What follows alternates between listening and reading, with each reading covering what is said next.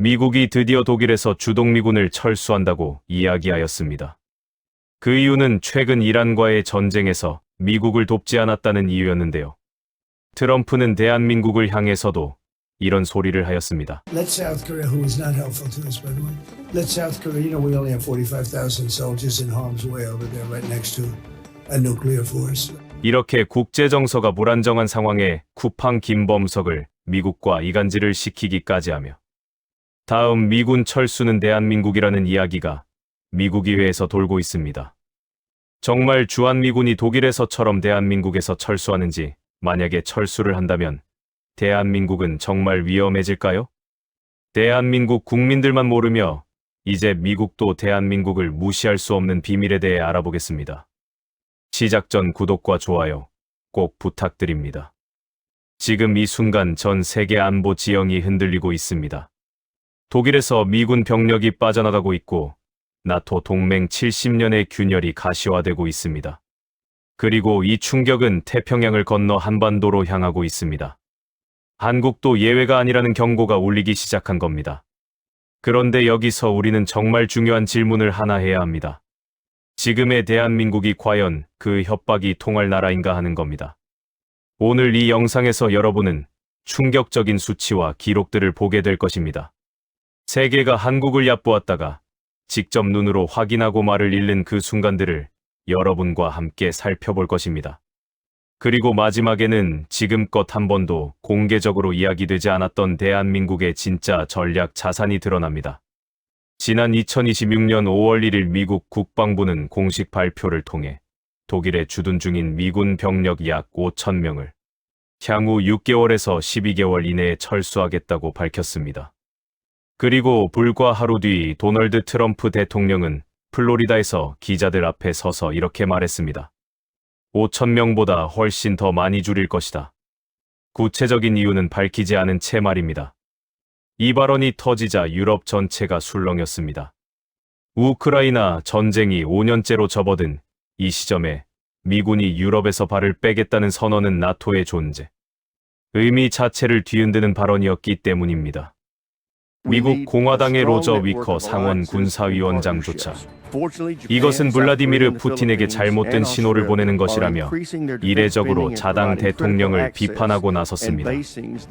미국 내부에서도 갈라진 겁니다. 트럼프 행정부가 이번 주동미군 철수를 결정한 배경에는 유럽 국가들이 중동 전쟁에 충분한 지원을 하지 않는다는 불만이 깔려 있습니다. 이란 전쟁 국면에서 유럽이 비협조적이었다는 판단이 이번 결정의 도화선이 됐다는 분석이 나오고 있습니다. 그리고 이 결정은 단순히 독일 하나의 이야기가 아닙니다. 전 세계 미군 동맹국들에게 보내는 경고 메시지라는 해석이 지배적입니다. 그 경고가 태평양을 넘어 한반도로도 향하고 있는 것입니다.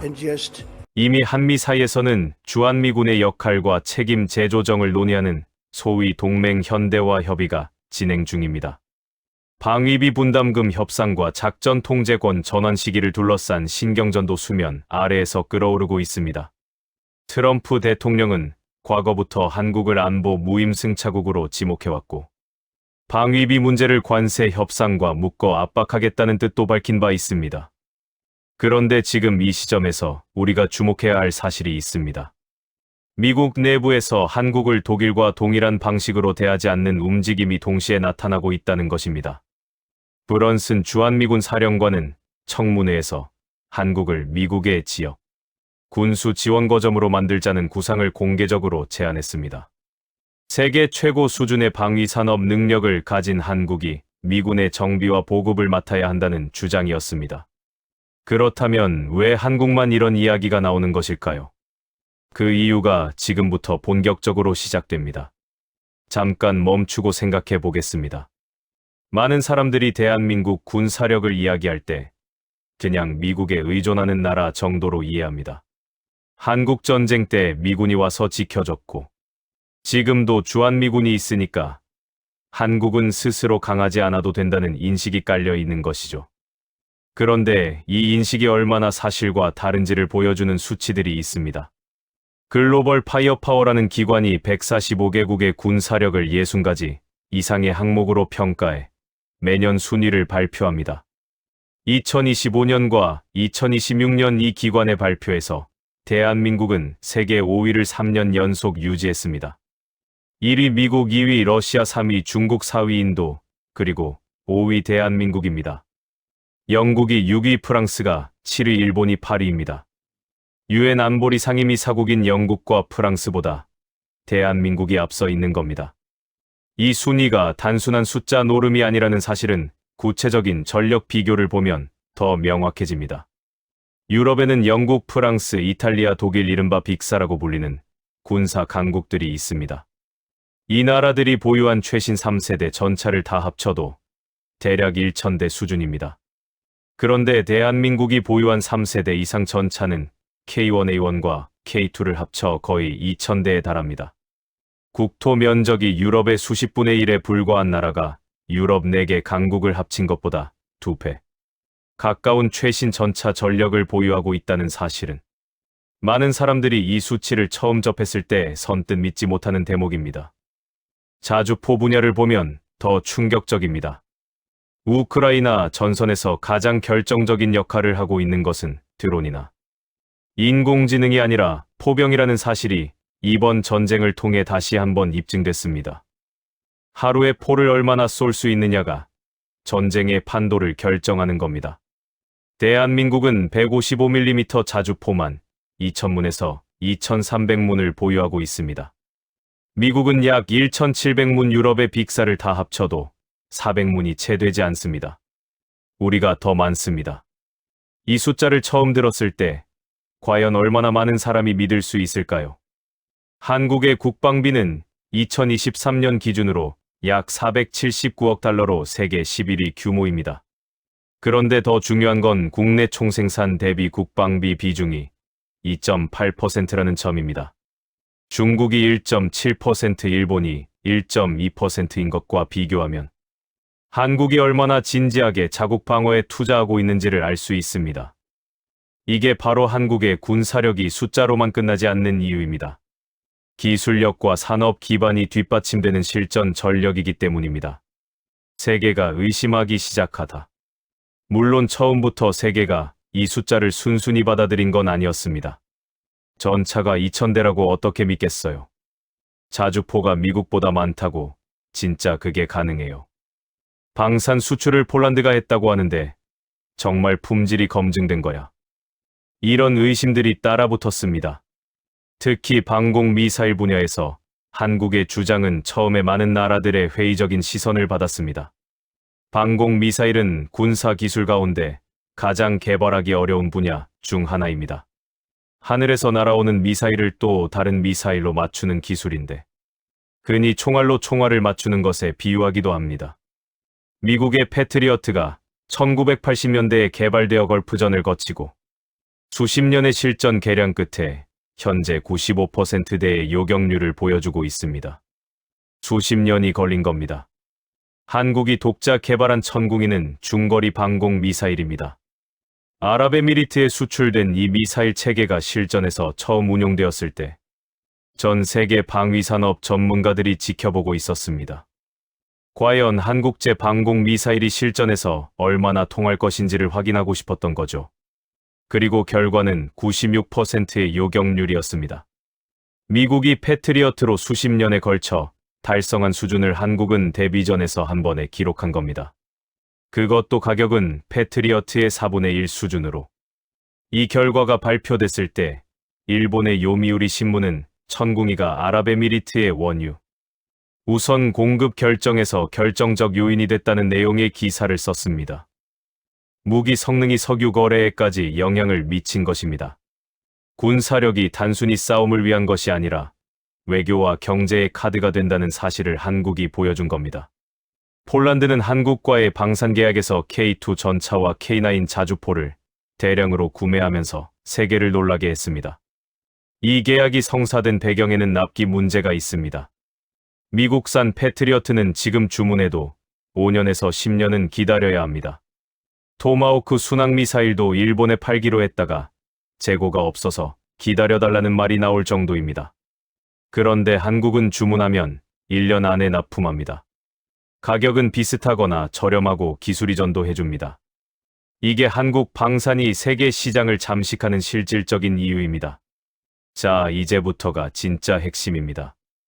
앞에서 이야기한 수치들, 전차와 자주포와 방공미사일의 숫자가 이 정도라면 도대체 왜 한국은 아직까지 전시작전 통제권을 되찾지 못한 것일까요? 이 질문에 대한 답을 이해하면 주한미군 철수 협박의 본질이 보입니다. 전시작전 통제권이란 전쟁이 발생했을 때 군대를 어떻게 운영하고 지휘할 것인지를 결정하는 권한입니다. 현재 한국은 평시작전 통제권을 갖고 있지만 전시에는 한미연합사령부라는 조직이 지휘권을 갖고 이 사령관은 미군 대장이 맡고 있습니다. 쉽게 말하면 전쟁이 나면 한국 군대의 작전 결정권이 한국인이 아닌 미군 사령관의 손에 있다는 이야기입니다. 이 문제는 수십 년간 반복된 숙제였습니다. 노무현 정부 때 환수를 추진했다가 이명박 정부 때 연기됐고 박근혜 정부 때는 무기한 연기가 됐습니다. 그리고 최근 이재명 정부가 다시 2028년까지 환수하겠다는 입장을 밝혔습니다. 그런데 흥미로운 일이 벌어졌습니다. 트럼프 대통령이 직접 만남에서 2028년까지 넘겨주기로 했는데 브런슨 주한미군 사령관은 2029년 1분기로 연장한다는 이야기를 하기 시작한 겁니다. 왜 미군 측이 이걸 늦추려 할까요? 답은 의외로 단순합니다. 지금 한미연합사 사령관은 미군 대장입니다. 만약 한국이 전시작전 통제권을 환수하면 새로운 사령부가 구성되고 그 사령관은 한국군이 됩니다. 그렇게 되면 주한미군 사령관이 한국군 사령관의 지휘 아래 들어가게 됩니다. 미군이 한국군의 명령을 받는 부사령관이 되는 구조가 만들어지는 겁니다. 군사적 측면만 보면 미군 입장에서 선뜻 동의하기 어려운 구조 변화입니다. 그런데 트럼프 행정부 입장은 미군 사령부와 다릅니다. 트럼프의 논리는 비용입니다. 해외에 배치된 미군은 돈이 드는 존재입니다. 작전 통제권을 한국에 넘기면 한국이 더 많은 비용을 부담해야 합니다. 그러니 트럼프는 작전 통제권 환수에 오히려 긍정적인 측면이 있습니다. 이 두 입장의 미묘한 차이가 바로 지금 한국이 외교적으로 활용해야 할 틈새입니다. 미국이 한국을 군수 지원 허브로 만들겠다는 구상을 내밀고 있는 이 시점에 한국이 그 협력을 제공하는 대가로 작전 통제권 환수를 협상 카드로 올려야 한다는 주장이 안보 전문가들 사이에서 나오는 이유가 바로 여기 있습니다. 미국이 급한 지금 한국이 카드를 쥐고 있는 겁니다. 이제 말씀드릴 내용이 이 영상에서 가장 핵심적인 부분입니다. 앞에서 보여드린 전차와 자주포와 방공미사일의 숫자들은 사실 빙산의 일각에 불과했습니다. 세계가 진정으로 놀란 것은 한국이 구축하고 있는 전략 억제 체계의 완성도입니다. 이것을 한국형 3축 체계라고 합니다. 첫 번째 축은 킬체인입니다. 먼저 보고 먼저 때린다는 개념입니다. 북한이 휴전선에 심어놓은 장사정 포들은 산속 갱도에 숨겨져 있습니다. 그러나 한국군은 위성과 정찰기 등을 통해 이 포들의 위치를 하나하나 실시간으로 추적하고 있습니다. 북한이 전면전을 준비하려면 반드시 포문을 열고 포들을 이동시켜야 합니다. 그 순간을 탐지하면 북한이 첫 포탄을 쏘기 전에 먼저 타격할 수 있는 체계를 갖추고 있습니다. 1시간 동안 10,000발을 쏘겠다는 협박이 원천적으로 불가능한 이유가 여기 있습니다. 두 번째 축은 한국형 미사일 방어 체계입니다. 저고도부터 고고도까지 촘촘하게 쌓아 올린 다층 방어망입니다. 빌딩 옥상의 20mm 발칸포에서 시작해 비호복합 단거리 미사일 천마 천궁이 그리고 패트리어트와 사드까지 이어지는 입체적인 방어망이 구축되어 있습니다. 여기에 조만간 사거리 40km에서 60km에 달하는 장거리 방공 미사일 체계가 추가로 배치될 예정입니다. 이것이 완성되면 이스라엘의 방공망에 버금가는 체계가 완성되는 겁니다. 그리고 세 번째 축이 지금부터 말씀드릴 진짜 비장의 무기입니다. 대량 응징 보복 능력입니다. 이게 완성되면 주한미군 철수 협박 같은 건 더 이상 의미가 없어집니다. 왜냐하면 한국 스스로 북한에 대한 억제력을 완전히 갖추게 되기 때문입니다.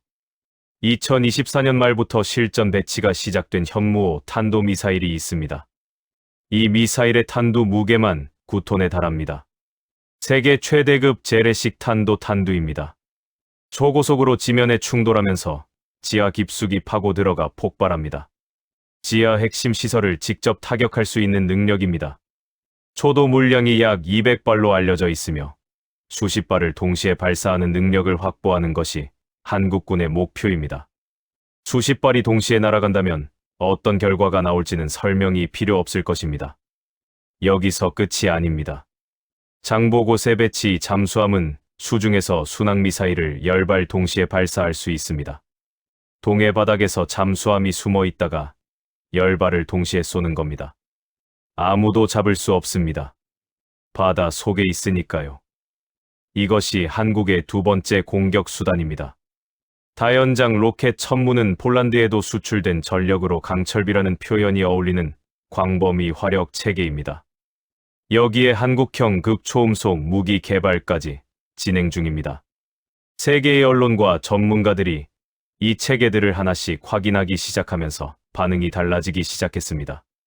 처음에는 의심했고 그 다음에는 검증을 요구했습니다. 그리고 수치를 직접 확인하고 나서는 상식이 깨지는 반응이 나오기 시작했습니다. 미국 국방전략서를 살펴보면 흥미로운 표현이 등장합니다. 헤그세스 장관 체제에서 작성된 이 문서는 한국에 대해 국방력이 강하고 국방 투자도 많이 하며 징병제도 실시하고 있다고 설명한 뒤 한국은 아주 훌륭한 방위력을 가지고 있다고 명시했습니다. 그리고 결정적인 문장이 이어집니다. 북한을 억제하는 1차적인 책임은 한국에 있다는 것입니다. 미국 정부 공식 문서에서 한국이 재래식 전력만으로 북한을 충분히 억제할 수 있다는 사실을 공식 인정한 것입니다. 나토는 이번 이란 전쟁 국면에서 제3국 중 가장 많이 군사적으로 언급된 나라가 한국이라는 사실을 인식하고 있습니다. 뉴욕 타임즈는 이번 전쟁을 두 번째 K방산 쇼케이스라고 표현했습니다. 다양한 중동 국가들이 이번 전쟁에서 한국 무기의 실전 성능을 직접 확인했고 대거 방산 협력을 추진할 것으로 전망되고 있습니다. 이스라엘 언론은 한국이 이번 전쟁에서 가장 이득을 본 나라 중 하나라는 평가까지 내렸습니다.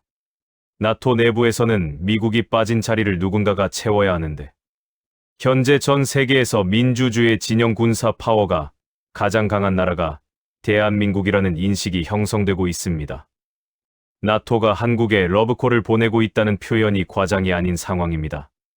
전 세계 해군력이나 외교적 영향력으로 따지면 일본이 앞서 있는데도 나토가 특별히 한국을 언급하는 배경이 바로 이 군사 파워의 실질적 평가에서 비롯된 것이라고 분석가들은 설명합니다. 프랑스의 마크롱 대통령은 한국의 핵원료를 제공하겠다고 언급하며 미국의 핵 우산에만 의존할 필요가 없지 않냐고 말했습니다. 유럽의 핵심 국가가 한국을 군사협력의 핵심 파트너로 보고 있다는 신호입니다. 유럽 일부에서는 미국을 제외한 새로운 안보 협의체를 구성할 때 한국 같은 나라도 포함되어야 한다는 목소리까지 나오고 있습니다. 한국을 오랫동안 작은 나라, 미국의 기댄 나라로 봐왔던 시선들이 하나씩 바뀌고 있습니다. 세계 5위 군사력이라는 숫자가 단순한 서류상의 수치가 아니라 실전에서 검증된 능력이라는 사실이 알려지면서 한국에 대한 국제사회의 접근 방식 자체가 달라지고 있는 것입니다. 마무리 대한민국은 이제 당당하게 말할 수 있다. 자, 지금까지 살펴본 내용을 정리해 봅시다. 전 세계가 주목하는 군사 재편의 흐름 속에서 독일에서의 미군 철수는 한국에도 긴장감을 주는 신호임이 분명합니다. 방위비 분담금 작전 통제권 주한미군 규모를 둘러싼 압박도 현실입니다. 과거였다면 이 압박 앞에서 한국은 손을 들 수밖에 없었을지도 모릅니다. 그러나 지금의 대한민국은 다릅니다. 전차 2000대 자주포 2000문 이상 세계 5위. 군사력 96% 요격률의 방공 미사일 9톤 탄두의 현무호 수중에서 발사하는 잠수함 전력. 그리고 세계 최고 수준의 방위 산업 생산 능력. 이 모든 것이 말해주는 것은 하나입니다. 대한민국은 협박이 통하는 나라가 아닙니다. 미국은 한국이 필요합니다. 인도태평양 전략에서 중국을 견제하는 거점으로 한국은 어느 나라도 대체할 수 없는 지정학적 가치를 갖고 있습니다. 미국 의회가 주한미군 철수를 막는 법적 장치를 스스로 만들어 놓은 것이 그 증거입니다. 유럽도 한국이 필요합니다. 미국이 빠진 자리를 채울 수 있는 민주주의 군사 강국이 한국이기 때문입니다. 전 세계가 한국의 손을 내밀고 있습니다. 이 상황에서 한국이 해야 할 일은 분명합니다. 당당하게 우리의 권리를 요구하는 것입니다. 군수 지원 협력을 제공하는 대신 작전 통제권을 되찾고 해가 억지력에 대한 더 명확한 약속을 받아내야 합니다. 미국이 한국에 부탁하는 지금이 바로 그 카드를 꺼내야 할 타이밍입니다. 우리가 스스로의 힘을 제대로 알아야 합니다. K2 전차가 세계를 달리고 K9 자주포가 전선을 지키고 천궁이가 하늘을 막고 현무가 땅 밑을 뚫는 나라. 그 나라가 바로 대한민국입니다. 70년 전 폐허 위에서 일어나 지금은 세계가 배우러 오는 군사 강국이 됐습니다. 이것이 우리의 현실이고 우리의 자랑이며 우리가 앞으로 나아갈 방향입니다. 대한민국은 누군가의 보호가 필요한 나라가 아닙니다. 세계와 어깨를 나란히 하고 스스로의 힘으로 평화를 지키는 나라입니다. 이 사실을 세계가 인정하기 시작했습니다. 이제 우리도 스스로 그것을 당당하게 인정해야 할 때입니다. 이상 오늘 영상을 마칩니다.